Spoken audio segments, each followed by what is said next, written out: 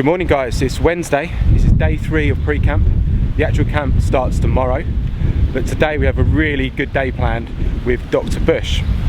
Dr. Busch had a session with us in November here on biomechanics and anatomy of the golf swing. Today he's going to go into a bit more detail and hopefully clear up some misconceptions that there's been over the years with the stack and tilt golf swing. So hopefully we're going to get some good footage from that, and then afterwards hopefully if I'm lucky I'm going to get sit down and chat with him and ask him a few questions. But it's a little bit windy this morning, but the course is looking great. Unfortunately we're not outdoors again today, but guys, hope you enjoyed the video and we'll check in with you soon. Today's plan is for Dr. Busch to go through his presentation and talk about how the anatomy functions in a golf swing and then how that relates to our program. He's an expert in all three. Like I said, my library contains 3 or 4 books on all these various things. 1 book on anatomy, but there's several hundred books on golf. And I would ask that basic question, well, why? You know, certainly golf is not more complicated than biochemistry or the human anatomy, but why do I have 500 books on golf? You have to lay into the story about the guy, you know, my teacher at my club, teaching 80-year-olds to load into their glute.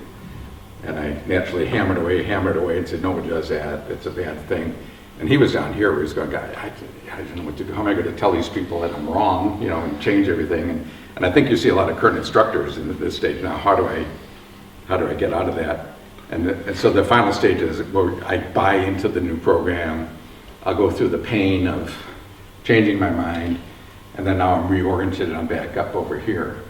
So I just I thought this was a good slide to explain the angst that, one, the effect that stack and tilt I think is having in the world of golf instruction, and 2, where a lot of times people react to this differently. Some people do I'm sort of disoriented and they'll lash out in anger. You know, I can't believe this is right. And I would say that the common traits that we see among the greatest players is that they're changing their knee flex. They have a tilted plane of rotation of the pelvis and the shoulders. You don't see very many people doing that.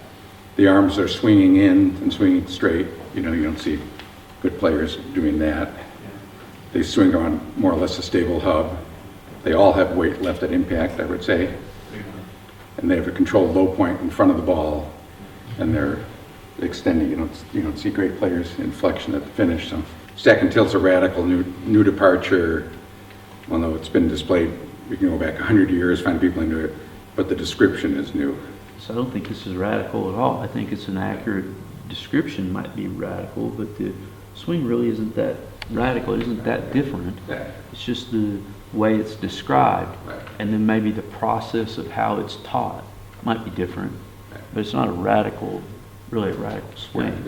How do you prescribe a weight, quote unquote, weight on the left swing as opposed to shifting back and forth like a traditional explanation of a swing? What are your reasoning? What's the reasoning? There's a lot of answers. I said, well, do you have a pencil?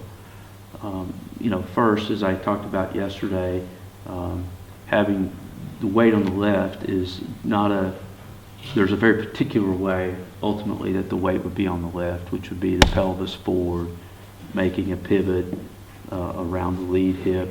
And in doing that, you can create, our premise is that you can create power by being able to get more force or swing in the horizontal plane, you know, with more hip turn, a deeper, angular momentum, as opposed to Frankenstein moving back and forth, the push straight back and forth that people use as like a baseball pitcher. So the idea that, you know, you're utilizing more force from the rotation, the in and the out around the forward pivot. In other words, I can turn more degrees around a more forward point as opposed to shifting the weight back and forth. So there's a contact implication, there's a different mechanism, slightly different mechanism for creating power, and there's also the convenience or the advantage of being able to keep the inclination to the ground stable coming through. That it helps to control the vertical angle of the shaft. In other words, when golfers are shifting back and forth and trying to coordinate the translation, the extension, the tilting, and the rotation, what the hazards of that is the uncocking of the wrist and the rolling of the wrist. And what we propose in teaching these beginners is that it's a simpler way to be able to just pivot around a stable point, and you're able to control the vertical shaft angle more readily because you're transferring into the side bend properly, as opposed to trying to shift back, shift forward, stabilize, extend, tilt, and turn. So basically, the last 4 hours, there's no inherent risk of injury in my mind using stack and tilt. It's applicable to the golfing masters for the lifetime, but it's also been applied effectively to tour quality players. It does not depend on a high level of fitness or athleticism. It's been objectively shown to produce tour average stats in all parameters, and it produces an immediate and sustained improvement utilizing scientific principles. Right guys, so we've had a great day today. Very fortunate to have a seminar with this man. He knows his stuff. Where's the logo? We've had a chat with Andy Plummer as well. I've included some bits so you've seen what we've been up to, but I just thought I'd take this opportunity just to have a little word with Dr. Busch. So first of all, thank you for your seminar today. Oh, you're very welcome. I really enjoyed it. It's the second one I've done now, and I think it does help when you're coaching and listening to Andy, that you know how the body moves and how that relates to the golf swing. And I think stack and tilt does get criticised still. I still get messages to this day from people that still think it's bad for your back. And so what would you say to someone that says to you stack and tilt is bad for your back?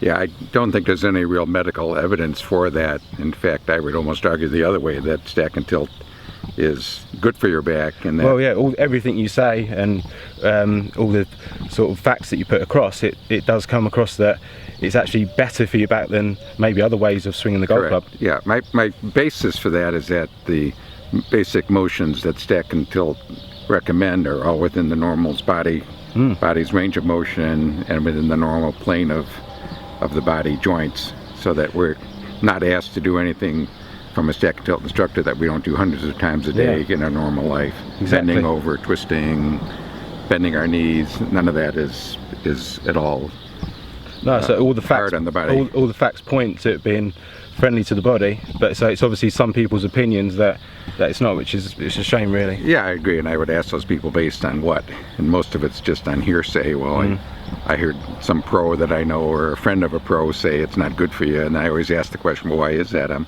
happy to talk about and debate any question about it, and it's always, well, no, I just heard it's no good, and it's not really based on any objective criteria and stuff like that. Yeah. So just a little bit about yourself.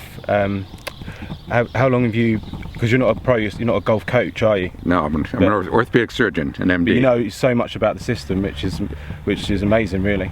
Yeah, it's been a passion of mine, and I would say I'm not restricted to stack and tilt. I've been a student of golf swing for 60 years, both as a player and as a scientist, and have probably 40 years of experience studying the golf swing, because it's been an intellectual interest of mine and stuff like that. So, and I've studied pretty much everybody, and I have to say the reason I have a stack and tilt logo on my shirt is that I believe this is the best system for teaching golf. Yeah. And not only for golf results, but also for being kind to the body and being consistent with the principles of the human body and anatomy, physiology, and joint motion. Well, I totally agree, and it's great to have these seminars, and for me it's great to try and put this information out there, because the whole point that I do these videos is really to show how good the stack and tilt as a system, and actually get rid of those myths that are out there. That's correct, yeah. I use that word a lot, that it's a myth or an opinion.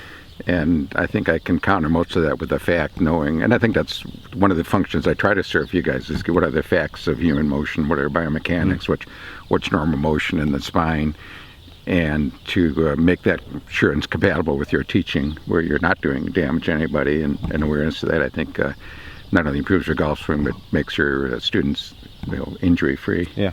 Well, thank you very much for taking your time out today. Sure. Really enjoyed it. If you've got any questions, obviously feel free to send me a message and I'll try and get those answers from him. But in the meantime, guys, hope you enjoyed the vlog, and we'll see you tomorrow. The most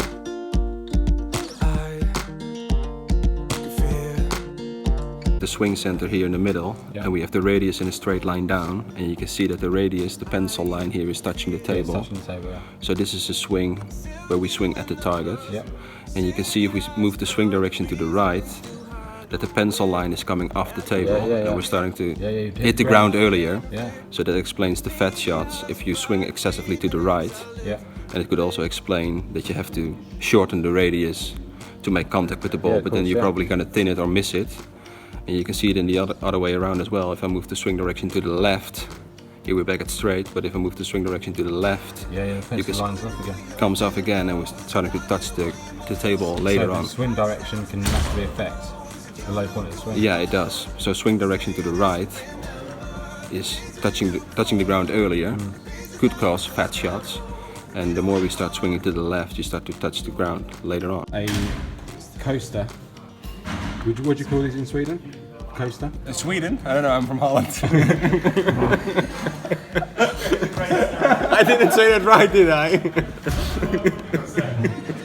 You got a knuske. Right. In Holland. In Holland. You call it... In Holland.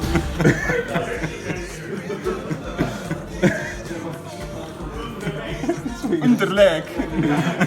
Why would you call these in Holland? Een bierveeltje. A what? Bierveeltje. A beer. Alright, okay, anyway.